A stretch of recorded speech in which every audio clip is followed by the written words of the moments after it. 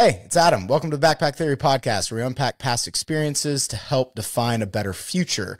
And today, I have a guest on that I'm not really sure how we met, to be completely honest, somewhere in the internet world, but we are going to be unpacking functional medicine and the effects on your mental health. So Kelsey Koehler is actually, so I'm going to read through this real quick because it's kind of ridiculous. So she's got a bachelor's in dietetics, exercise science, and then also a master's in functional medicine. She started her own company in 2019 called ProFit High Performance Medicine. She has been on drphil talking about things. She has a lot of high-level athletes and personalities that come to her in relation to functional medicine. So I could keep on going on about your accolades, but Kelsey, welcome and thank you for joining the podcast today. Thank you for having me. Absolutely. So let's jump right into it. Real quick. So when people hear functional medicine, like this is a topic I hear all the time. Me personally, I've tried things like ozone therapy in relation to like autoimmune deficiencies. I've got a really good friend that's done that. You know, an alternative medicine is something that a lot of people are looking into now. So why don't you take a second and kind of tell us what you do, right now, and, just kind of tell us what your definition of functional medicine is. Yeah, of course. So functional medicine, what we're really trying to do is look for the root cause of disease of different conditions. So like if you're struggling to lose weight or you're struggling with depression, anxiety, or any kind of health condition, we're trying to figure out the why and not just prescribing a medication or telling you need a device or surgery or something of that regard. We're looking more for like, okay, well, why did this happen in the first place? What condition is this in the first place? And how can we resolve it naturally as much as we can first? So like dietary adjustments, lifestyle adjustments, exercise, supplementation. And then part of what we do at ProFit too is bioidentical hormones. So we do have a doctor on staff that does do things like hormone replacement for like low testosterone or women that are going through menopause too. But that's a short version. So basically you are literally just practicing practical medicine. Now practical medicine, I know this is a hot like topic right now. Like everybody wants to grow their own kombucha and everybody wants to like have their own chickens out back. But this is not like a recent like epiphany. This is something that has been practiced for a long time, correct? Yeah, and what we do is we use like more functional labs. So we do a lot of blood testing, but it's custom. And we also use different reference ranges in terms of like what's actually optimal as opposed to like what's normal for the average American. We do like gut testing, we do DNA, we do organic acids. So we're really looking at a lot more variables. And then we're piecing it together into a story that shows like, okay, well, if this person has high inflammation, high levels of high blood sugar variations, low levels of certain vitamins, those are all things that are going to lead to disease later on in life. And then how can we piece together their diet, their lifestyle, their exercise routine, reducing their stress, helping with their recovery to then in turn like alleviate some of these issues that are going on. Dude, that's so cool. It's longevity of life, right? Like I did a podcast the other day and it was just about time. And I think it's fascinating to me. Like I didn't know the average lifespan in the United States is 76 years. But if you look at Japan, the average lifestyle is actually 86 years. So they almost get 10 years more of life, but they have a much more plant-based diet. They don't have nearly as much modern medicine. Is that a study you're familiar with? Yeah. And a lot of that research isn't really accurate in terms of like the blue zones and stuff like that. But really what matters is like our diet in America is very different. Our community access to like friends and family is very different. Our stress levels are much higher. Our inflammation is much higher. They're following a lot of what's called the China study in terms of like the longevity stuff. And a lot of that's been disproven as not the greatest science. But in terms of longevity, like there's a lot we are learning. And like one of my friends that has a company actually that's doing DNA methylation, where we can actually see like your chronological age versus your biological age. And a lot of that boils down to like inflammation, micronutrients, stress levels, exercise, and things we can easily change. And a lot of it is things you can change for pretty cheap or free too. Dude, that's so cool. So yeah, and thank you for sharing that with me because I just, read statistics, go online, do some research. And so I always love learning new things. So it's so interesting to hear the fact that you're in this and there's such a movement towards it. So On this podcast, what I really love to do is I love getting raw and I love getting transparent and kind of discussing, like you said, the why behind all of it. And so I know that you and I had some discussions about like upbringing before we, actually got on this. So let's get, let's dig in a little bit and talk about, why did you get into functional medicine? Did you have health issues? Like, give us the story about how someone like yourself is in this position on this, kind of groundbreaking in research in relation to this. Like, what motivated you to want to go into this? Yeah, so initially in dietetics, we're taught very traditional in terms of like 60% carb diet, like processed foods are okay. And a lot of it just didn't make sense because even as an undergrad, like I would realize this diet doesn't actually get people results. Like they're not really getting healthier. They're not necessarily losing weight. And then I had my daughter in 2013. And after I had her, I had a lot of health issues. And at the time, like I was in a really stressful relationship with my ex-husband and like things were just not good mentally and emotionally. We talked about a lot of that in the past, but I ended up having like Hashimoto's, which is an autoimmune thyroid condition. And a lot of that derives from stress and gut related issues as well as inflammation. And so I found a podcast on functional medicine online and I was like, well, this makes so much more sense than anything I've learned so far in my undergrad. And so I got my initial certification, which was like a self-paced course in functional medicine. And I was like, okay, I really need to learn more about this because the course like taught me the basics, but like it didn't teach me like the overall physiology, anatomy, and labs and all that I needed to know. And that's where I got into the master's program that really kind of built the foundation of functional medicine for me. And where did you get your what master's program did you go through? It's through the Institute of Functional Medicine at the University of Western States in Oregon. So Okay. It's an online program. And the school is like essentially like a chiropractic school, more of a holistic medicine school. But the Institute of Functional Medicine was like in collaboration with them and building out the program. So it was a really good program. The Institute of Functional Medicine is kind of like the godfather of functional medicine. Dude, that's so cool. So on the subject of, you said I know that you said you went through some trauma and you went through some stuff and you started having health issues. The big thing on this podcast that I love talking about is the fact that like our past and the things that we go through really define who we are today. And so do you feel like, growing up and like some instances you ran into like affected do you feel like the mental health started taking its toll first, or do you feel like the diet played into the mental health? Like, where do you feel like that gap was bridged just for you personally? So, I mean, diet is the foundation of your whole life, right? So like my family growing up, like we didn't eat unhealthy. Like my mom made a lot of meals at home, but it was like of the general mindset that we all follow, like canned vegetables, like not a whole lot of fresh stuff, not a whole lot of like salad or like getting it from the local farmer. Like we ate pretty healthy, but we still had like all the processed foods too. So that's kind of a foundation. Growing up, I didn't have like a crazy diet, right? But the big thing that I think affected me the most was when I got into that religious cult that we talked about in terms of like mental health.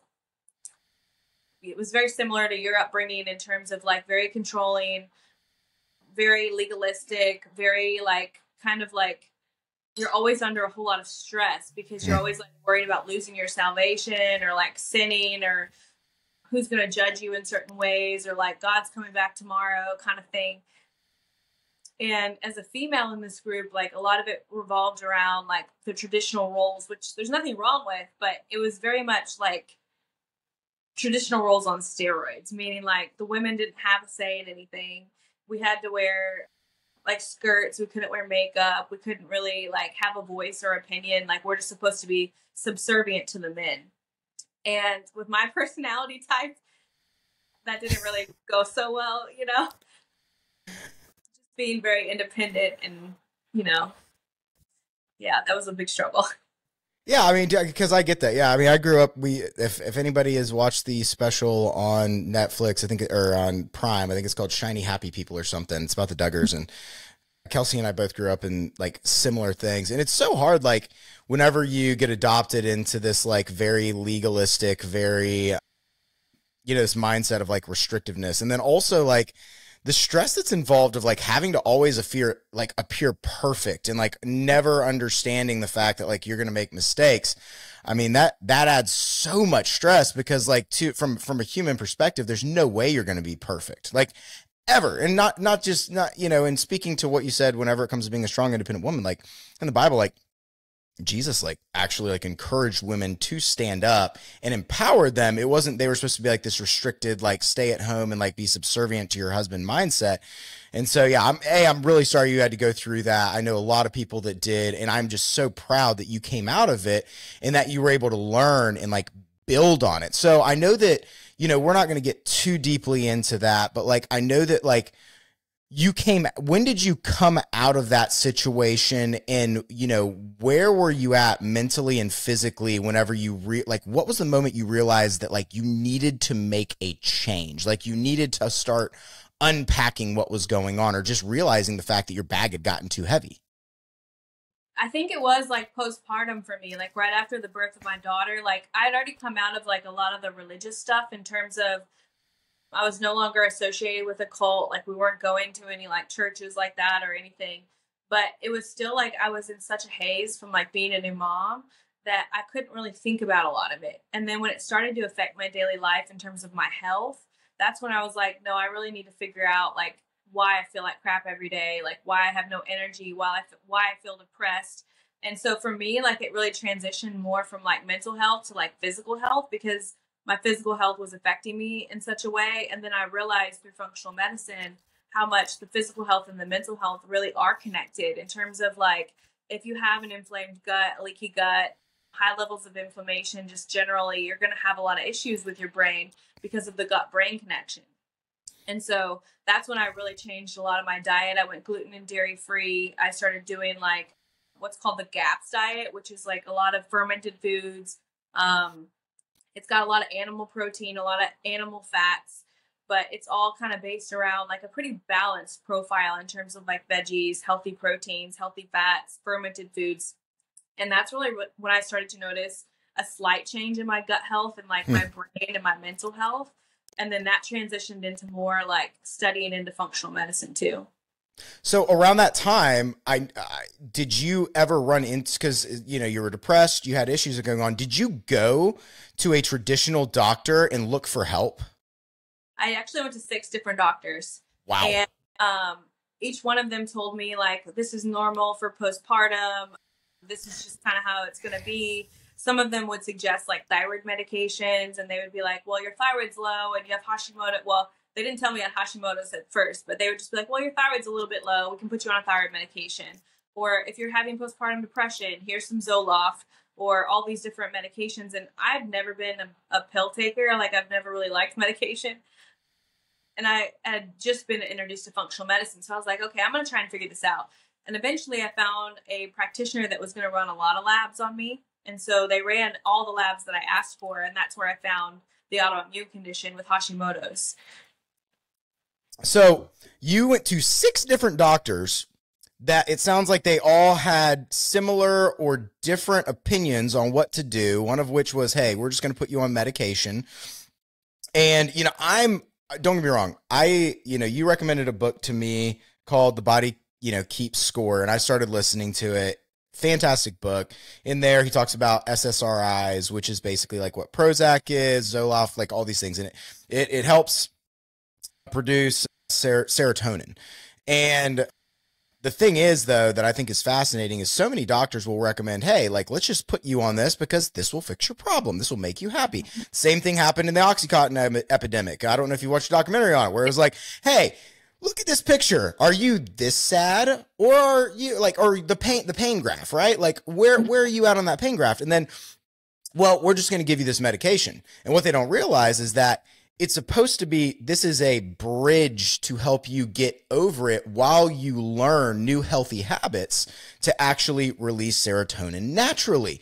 And so, I think the same thing whenever it comes to SSRIs. They were developed to help bridge the gap so that you could then develop healthy activities, whether it be exercise, whether it be diet, and all these things that truly affect your mental health. So was that really frustrating for you to just hear that from doctors? Well, basically, we're just going to give you a pill. We don't really have an answer on how long you're going to have to take on this pill. And do you see that a lot in your practice?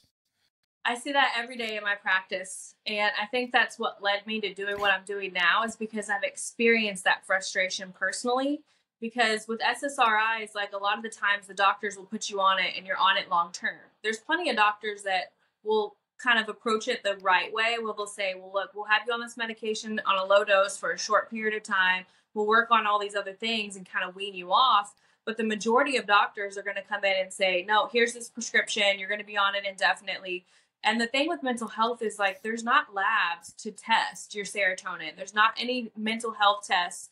Any diagnosis that you get from a psychologist or a psychiatrist is based on the DSM, which is a book, and it's like a list of symptoms. There's no test where you can go like, oh, well, this is my neurotransmitter levels, or here's my serotonin, or here's my dopamine, and here's why it's not working. There's no test for that, because they all have such a short half-life in the blood, meaning like your serotonin, we can't really test that yet. And I don't know if we'll ever be able to, because it's produced and then excreted, you know? So it's one of those things where it's very frustrating, and it's a lot of what, especially women, I know men probably experience it too. Men just don't talk about it as much. But women postpartum, especially, it's a big thing. Yeah, and I think it's hard for, you know, I look at a lot of relationships as well go through these rocky times during that time, because the man's trying to understand, the woman's trying to understand while trying to raise a kid. And it's like, how do we figure this out? It's like you get a lot of friction, a lot of frustrating. I think you're right. A lot of men just don't talk about their problems. In that book, it goes into the subject of like PTSD and like why men are reacting a certain way, and the fact that they don't have outlets whenever it comes to it. There was like the two cards they showed them. It was like in the first part of the book, like the emotion cards that they show soldiers that came back from war. And whenever they show them an emotion card, they would do one of two things. Either they would completely shut down, or they would like literally like relive that thing over and over and over again. Do you ever deal with people that have gone through like PTSD or like traumatic events? And like, do you ever deal with those things as well?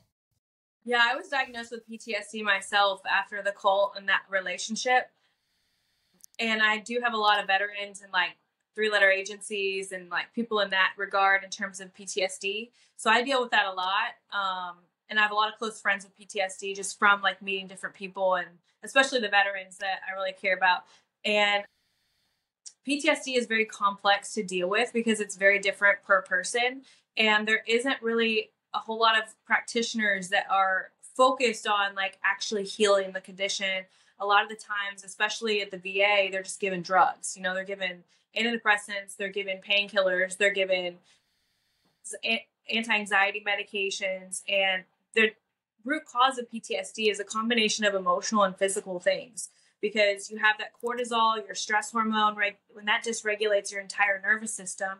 So a lot of PTSD is nervous system dysregulation, which then leads to endocrine, which is like your hormones, your blood sugar, your thyroid, your metabolism, your insulin. Then you also have the gut component where your gut health gets compromised from PTSD. And all of those things kind of play into each other, where if you have high blood sugar, then you're going to store more body fat, which is going to make you more inflamed. And that's also going to feed the bad bacteria in your gut, which is going to affect your serotonin and dopamine. And so it's all kind of like playing together in terms of PTSD.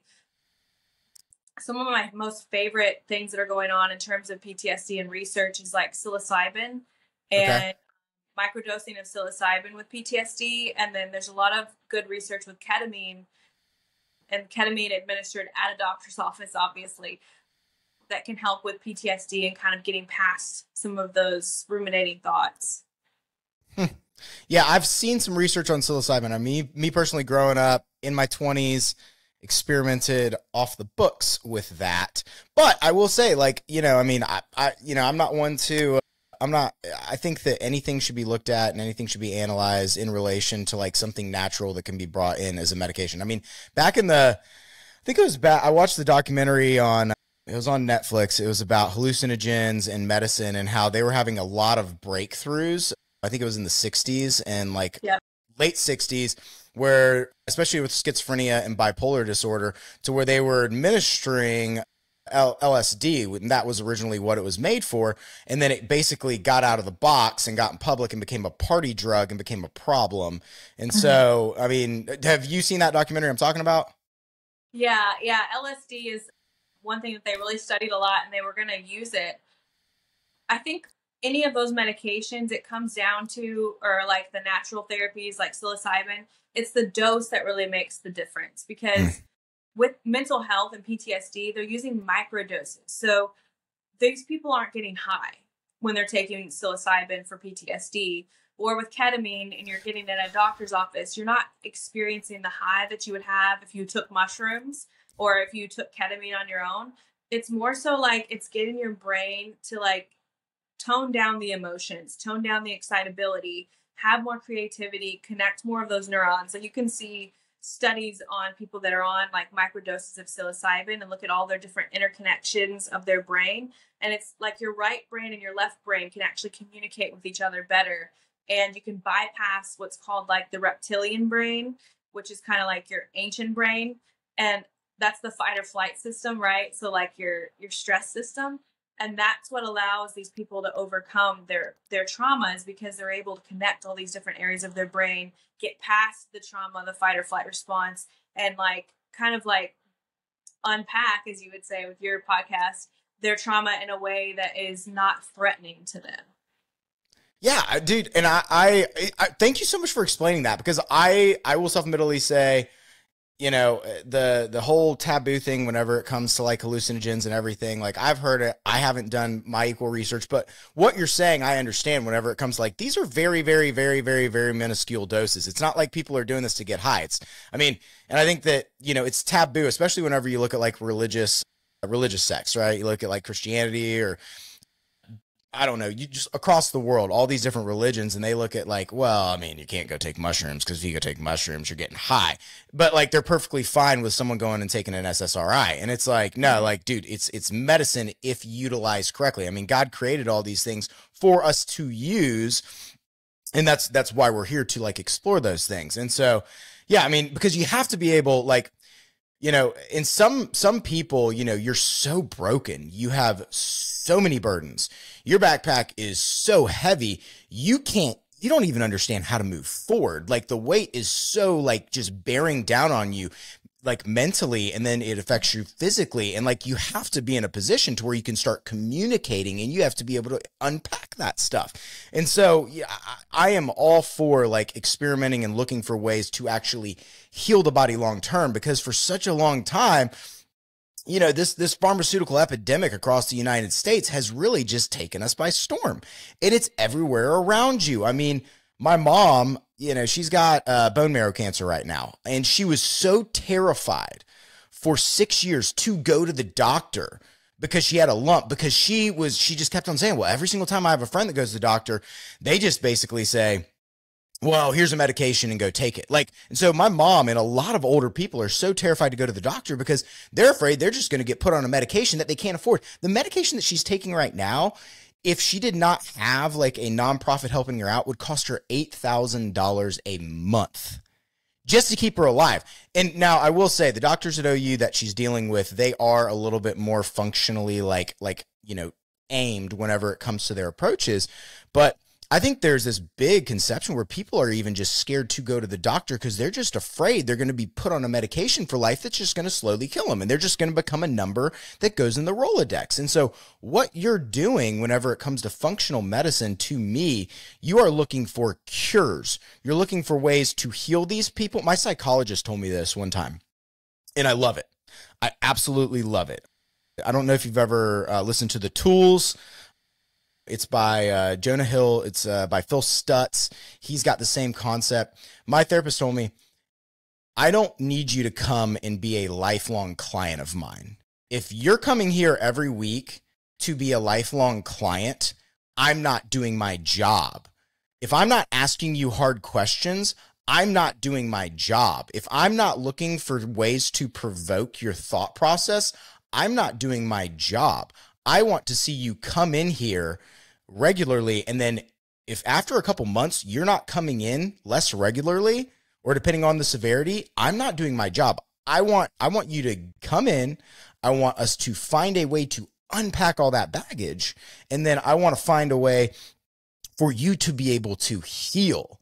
And I think in medicine, whenever it comes to the physical, I mean, like you said, the physical and mental are so well tied together. Like doctors aren't looking for ways to heal people because I'm just going to say it, it's not profitable. Yeah, and I will say a lot of that isn't really the doctor's fault, because insurance is really a big problem, because insurance is what determines how the doctors are able to practice medicine. It's fair. I think that's like a really unfair advantage for the doctors, because the doctors are only basically being told, well, we'll pay you for this, but we're not paying you for that. And that's doctors fair. Get paid for treating functional medicine like what I do because insurance won't pay for it. So that's a big hang up there in terms of like insurance is kind of ruining the practice of medicine, in my opinion, because there are doctors that are just pill pushers and they're not good and they don't really care about helping people and maybe they're a little sociopathic, but there's also a lot of doctors really love their patients and really want to help. Like my dad is like this. He really wants to help people. He wants to look at their body and say, well, how can we make you feel your best? How can we help you lose weight? How can I give you more energy and more time with your kids? There are doctors like that, but then they're constrained by insurance. And then if you look at the medical education, like in terms of like going to medical school, Big Pharma has bought out all of that to where like the way that I approach functional medicine is not even really taught to doctors. And it's all about like, well, if there's this disease and here's the symptoms and here's the medication or here's the surgery, and that's all they're taught. And so it's really a combination of like insurance and Big Pharma that have come in and taken over the medical community. Yeah, I completely agree with you. I mean, I know some doctors. I actually have a really good friend that he is actually the head nutritionist at a big hospital here in Oklahoma. I think there are a lot of doctors out there that do truly care about their patients. And I agree with you. I think that whenever it comes to insurance and whenever it comes to big pharmaceutical companies that actually like, you know, have the dollars to basically go and hire politicians to, you know, push things through, I completely agree with you. But do you believe there's a little bit of a transitioning that's starting to happen because we're on this, I mean, are obesity rates coming down right now, or are they still going up? Oh, they're still massively going up. Okay, that's what I thought. Yeah, and I think there are doctors that are starting to like move towards the cash pay practice. Mm-hmm. Like we with ProFit, like my dad is our doctor, and he does cash pay for like hormone replacement and like different metabolic conditions and stuff like that. Because a lot of these things are not covered by insurance at all. Like hormones, especially like testosterone replacement for men and then like menopausal treatment for women when they lose their cycle. A lot of that, like the OBGYNs, the doctors will just say, well, like, we don't really even know how to interpret those labs. We don't know how to apply them, or they'll just put them on hormones and never talk to them about it again or never run the labs again because it's not covered by insurance. And that time the doctor spends to look at those labs and look at what dosages their hormone should be at is not covered by insurance either. So I think there are a lot of doctors that are moving towards that cash pay model. It's just a lot of people don't have money for that. You really have to be financially set up to be, I mean, probably making over six figures at least to be able to afford a cash pay model. Yeah, I completely get it. I mean, I've got a daughter. I've set myself up, and I'm fortunate enough to where I'm in a position to where I can afford to do those things and do like an HSA instead of, you know, just go and get like a high, you know, insurance. Like I am in a blessed place, but a lot of people don't even know about those options. You touched on something that I do want to talk a little bit about because it is kind of a hot topic, and I heard you post a video about it, which I think that's how we first connected. Well, there's two things. One, birth control. You brought up, I know that you are, unpack a little bit like what your opinion is on birth control and the physical plus mental part of that is affecting people in the United States right now. So with birth control pills, like obviously I understand in certain demographics or certain situations, like not having a pregnancy might be the priority, right? Right. But we also have to look at like, well, first of all, there's only a certain amount of days of the month you can actually get pregnant. So why aren't we just educating people on like what their cycle actually is and when they can get pregnant and how to know when that is? instead of just putting them on a medication. There is a compliance factor there too. Like maybe they won't listen, maybe they won't track it. But in terms of like symptoms with birth control, like it even changes who you're attracted to, which is crazy to me. Like, yeah, dude, yeah. Okay. Keep on going. I'm sorry. Keep on going. This is good. Crazy. So biologically, like women are supposed to be attracted to men that are genetically compatible with them, both from their immune system, preventing disease, and like just overall genetically going to have a healthy baby. It's released through pheromones, which are like hormones. And when women are on birth control, they're going to choose men that are not genetically a good match for them. And a lot of the times when they come off birth control, they're no longer attracted to their partner anymore. So there's that. In terms of like health conditions, like birth control depletes a lot of your major micronutrients. So vitamins and minerals like B vitamins, vitamin D, magnesium, all the ones that are super important for overall health, but also the ones that are important for developing a healthy baby. So these women that have been on birth control for years are super deficient in vitamins. They're going to choose a partner that's probably not ideal for them. And then they're going to go into a pregnancy deficient in all the vitamins they need to have a healthy baby. And so there's that perspective. Birth control also affects your gut health. And your gut health is like the foundation of all of your other health in terms of how you digest your food, how you absorb your food, your mental health, inflammation, leaky gut. All of those things can be tied to birth control as well. Dude, that is mind blowing. Me and my buddy, which I have to ask you, he asked me to ask you a question because he's about to run a 100-mile marathon. I'll ask you that here in a second. But dude, that's mind blowing. Cause like, think about how confusing that is for a woman. I mean, yeah. for the man, yeah, sure. But like for the woman, like you don't understand why you feel this way. And then you're going to a doctor. And what are the doctors saying whenever they go to the doctor and say, hey, I don't know why they feel this way? What are you seeing prescribed to them? They'll just change the birth control, or they'll change the dosage, or then they'll stack the birth control with an antidepressant. Boom. There you go. That was what I was looking for, because I have seen that so many times and I've heard that so many times, is basically, okay, we're going to do this. And then and then I've heard this stack as well. Then they start feeling sluggish, and then they stack them with an amphetamine or Adderall, right? Yep. And another thing too is like that birth control pill that so many women are taking is getting excreted when they go to the bathroom, right? It's going into the water supply, and the water supply that we drink, it doesn't get filtrated out. So like if people are drinking tap water, they're getting birth control pill dosages. And that's been tested. Like that's like across the board, like kind of a known thing that when they clean the water and they filter it out, they're not able to get like some of those micro like drug, I guess, leftovers that can be in the water too. Dude, that's nuts. And so on the flip side of this, so we have that whole thing going on with women, you know, which they're trying to be responsible. I truly believe they're trying to be responsible. They're trying to do the right thing. They're trying, you know, with the information they've been given. On the flip side of that, so because we've got this big divide right now between men and women, on the flip side of that, what is happening to the men as well? Because testosterone levels are super low. So tell me a little bit about how similar things are affecting the men as well. So men today have like testosterone levels of a 60-year-old in the 2000s, like 20-year-old, like when their testosterone should be the highest, are having levels of a 6-year-old in 2000, which is insane. And a lot of it is due to like diet. There's hormones in the food. There's hormones in the water. There's more inflammatory foods in our diet. We're eating less healthy, like food we grew in our garden and stuff like that. So there's the food component. There's the exercise component where nobody gets outside anymore. Nobody really exercises anymore. They're not getting direct sunlight. That's another component. And then there's all these chemicals. They're called like toxins essentially, that are like in the plastics and the water bottles we drink out of. There's chemicals like atrazine, which is a byproduct of like the farming industry. Atrazine actually turned male fish into female fish that could reproduce on their own. Oh my God. And that's in water. I mean, that's in our water supply, like go in a creek down the street from a farm and it'll be in the water. So atrazine is a really big problem.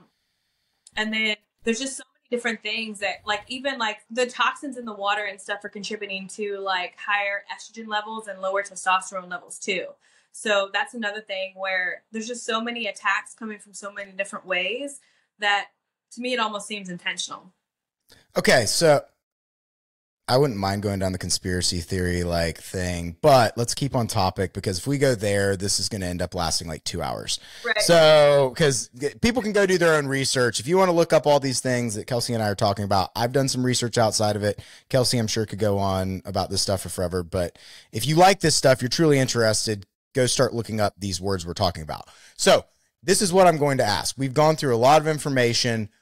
What is the solution, Kelsey? Like, people have to be able to fight back. Like, you know, me personally, from a mental health perspective, I think really talking about these problems is a really big deal. Like, openly, like discussing these things, like, but like from a health perspective, you know, outside of like, you know, really making sure that you're surrounded with friends that are going to support you mentally, and they're going to support your like mental health, physical health. They're going to spur you on.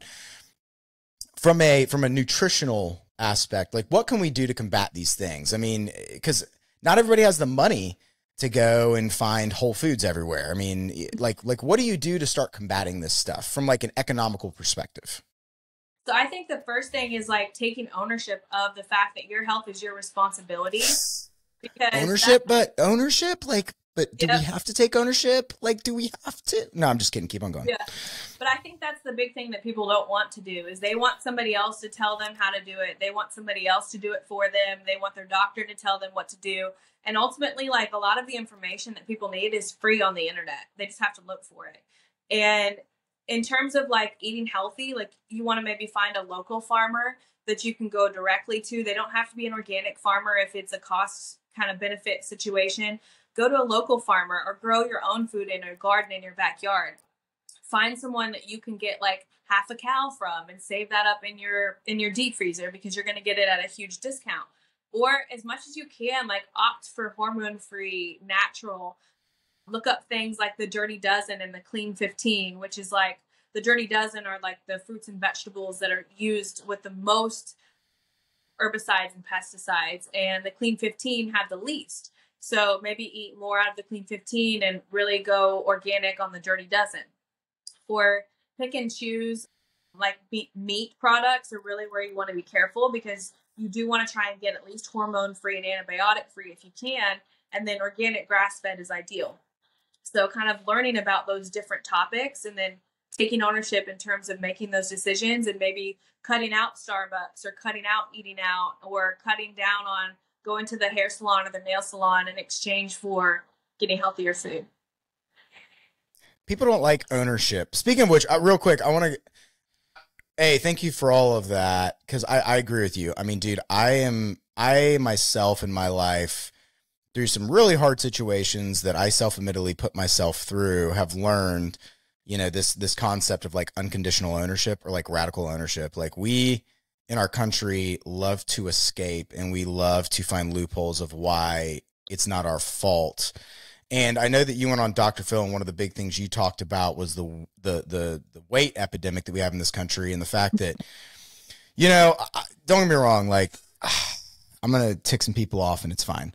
But like, I look at like Lizzo, for instance, right? Like, you know, if you want to be overweight and you want to like own that and you want to do that's fine, but like glorifying unhealthy habits and saying it's fine, like you're fine, like it's not your fault, I was made this way, like I'm sorry, that's BS. Like that is not true. I mean, so on Dr. Phil, you discussed this a little bit, didn't you? Yeah, the whole topic was the body positivity movement. So yeah. Just give me like a 2-minute like snippet. Like, did you get a lot of like, I mean, I know people can go watch the episode, but like, did you get a lot of like, were people like arguing with you on the topic? Like, were people pushing back on you? Like, how did that go? Yeah, so I went in kind of just knowing that my role was to talk about the negative side of the body positivity movement from a science and health perspective. And the opposing party was another female who was pro body positive and pretty overweight. She was really nice, but her thought process is kind of like what you mentioned with Lizzo, like, this is how I am, this is how my body is, I'm ultimate like radical acceptance of myself. But the truth is, like, obesity is a disease. And it wasn't around in the 60s and 70s. If you look back and you look at the pictures of people on the beach or on the street in New York, we didn't have obese people. We didn't have, like, there was maybe the occasional one, but we didn't have what we have now. And so with that logic, we can apply it and say, well, what's changed from the 60s and 70s to now? And it's diet, exercise, and lifestyle is the foundation of it. And ultimately, like, body fat is inflammatory. And if people don't like that, I don't really know what to tell them, because that's just true. Because body fat creates inflammatory compounds. It puts stress on your heart. It puts stress on your organs, like your gallbladder. It's going to create disease later on, because inflammation is the root cause of disease. So you can look at the statistics. Anyone can look them up online in terms of your risk factors if you're obese for every condition, including cancer, heart disease, diabetes, Alzheimer's and dementia. All of those things you're at high risk for being overweight. So it's kind of hard to argue otherwise.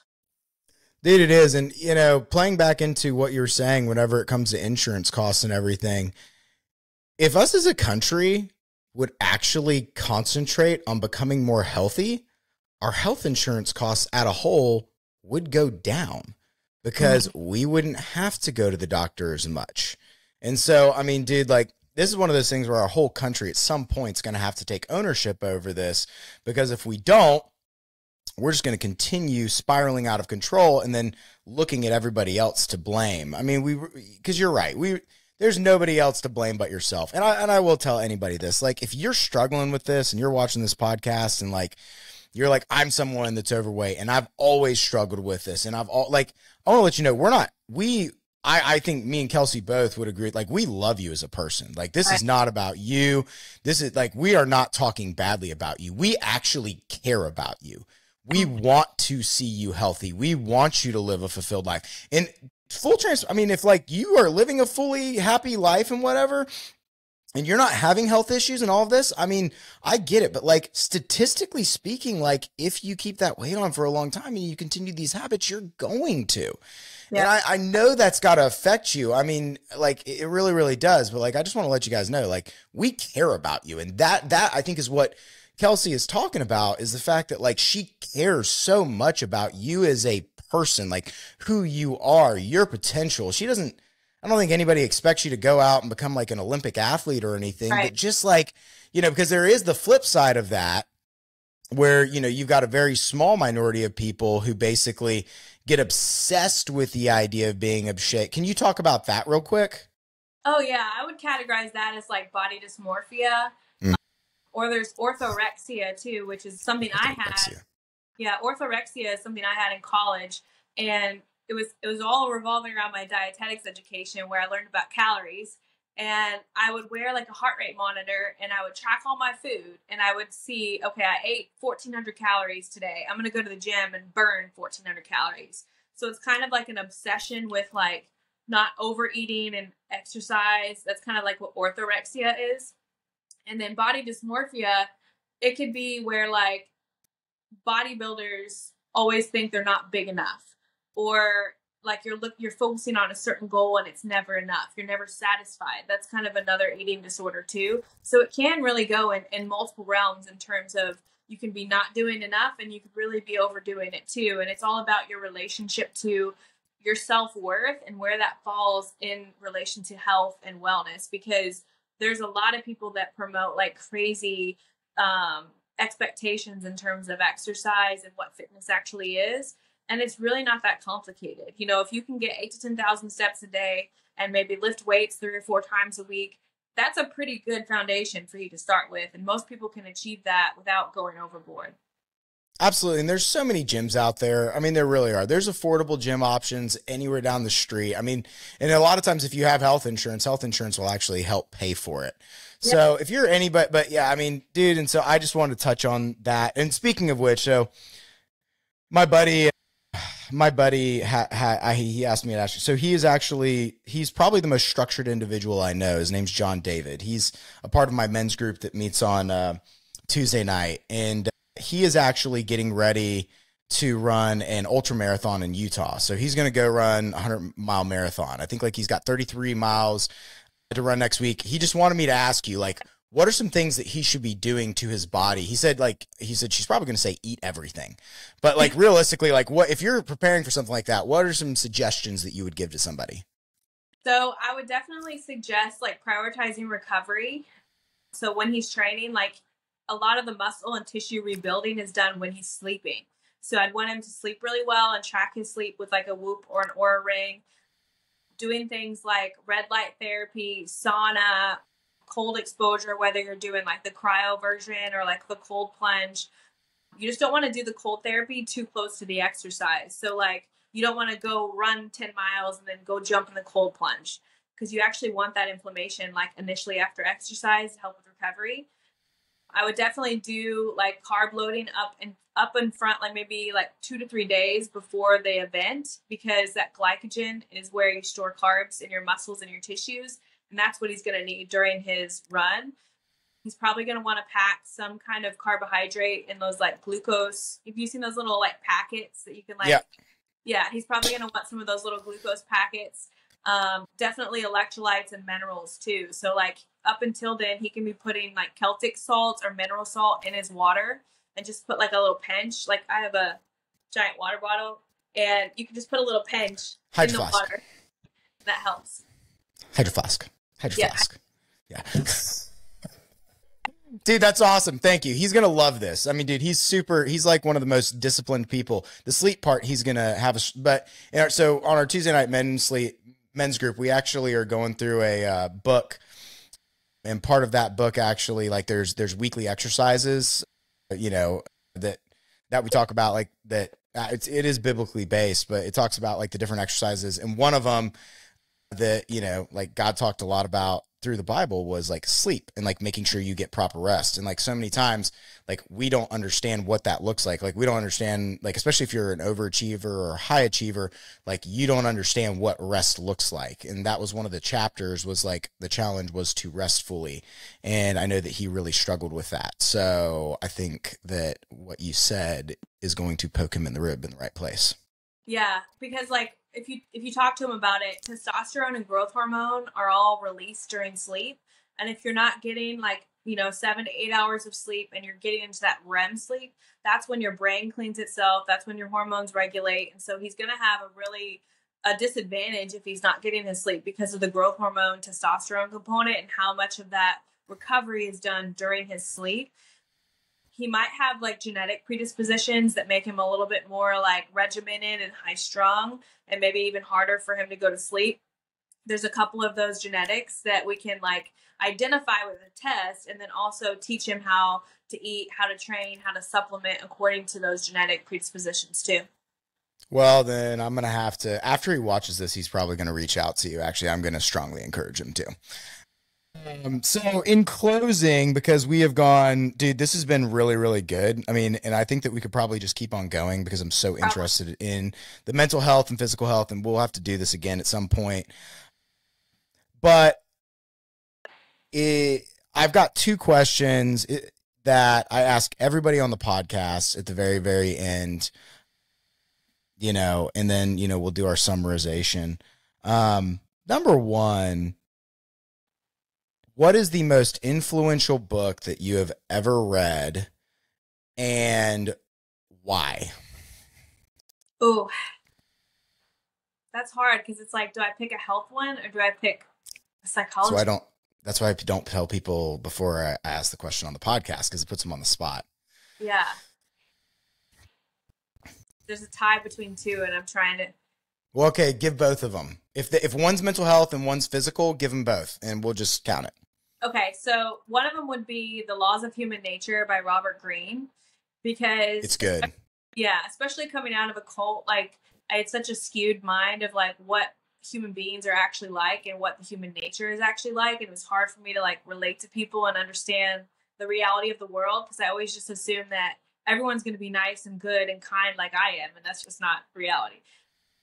So that one was a big one for me. And then Neurolinguistic Programming. I'm not sure of the author off the top of my head right now, but it talks a lot about like how the way that you think and the way that you speak programs your mind to be a certain way. And that book, Neuro-Linguistic Programming, really helped me like come out of the cult and like empower myself to not only like heal from my trauma, but also like reframe my reality of the world and like how I perceive the world, how I perceived like success and how I could get to my goals. And so that one was a really big one too, Neuro-Linguistic Programming. Dude, awesome. Thank you for giving us, I mean, we'll just call it a half and a half whenever it comes to them. All right, second question. Who is the one person in your life that has affected you the most and why? Ooh.